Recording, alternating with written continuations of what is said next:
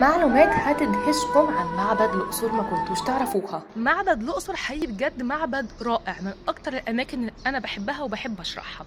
خلوني أقول لكم المعبد ده يعتبر كأنه مجمع ديني للديانات القديمة وكمان للديانات السماوية.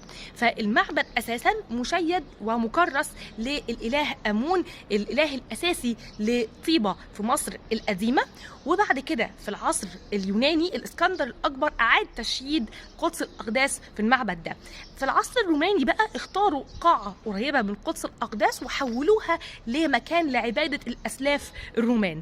ولما جم المسيحيين أو لما المسيحية يعني جت مصر، قرر المسيحيين إن هم يعملوا هنا كنيسة داخل الفناء الأول للمعبد ده. وفي القرن ال13 كان الفناء ده مغطى بالرمال، فقرر المسلمين إن هم هيبنوا جامع هنا. بالصدفة الجامع ده طلع موقعه بالظبط فوق موقع الكنيسة اللي هي جوه الفناء بتاع المعبد. فحقيقي المعبد رائع، ودلوقتي هاخدكم اوريكم كل مكان من الاماكن دي.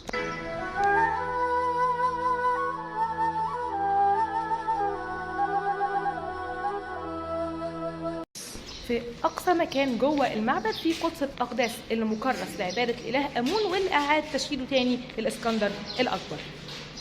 في العصر الروماني اختاروا الرومان قاعة بالقرب من قدس الأقداس، قفلوا المدخل بتاعها يعني حنية، وأقاموا عمودين يعني كورنثيين اللي هو الشكل الروماني. وكمان قرروا إن هم هيغطوا الحوائط اللي عليها الرسومات المصرية القديمة بطبقة من الجص، وهيعيدوا بقى هم رسم يعني أسلافهم وللأشخاص المقدسين اللي هم عايزين يعبدوهم. لكن مع مرور الوقت الطبقة الخارجية دي وقعت، فبقى عندنا الرسمتين مع بعض، المصري والروماني.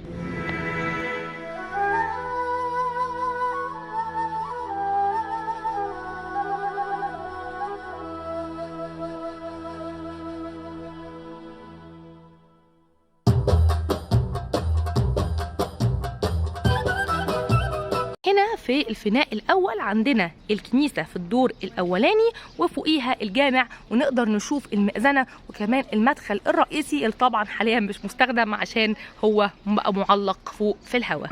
وبكده نكون عرفنا ازاي معبد الأقصر بيعتبر مجمع ديني للديانات القديمة والجديدة. استنوني فيديو جاي عشان تعرفوا حاجات تانية، وما تنسوش تعملوا لي فولو.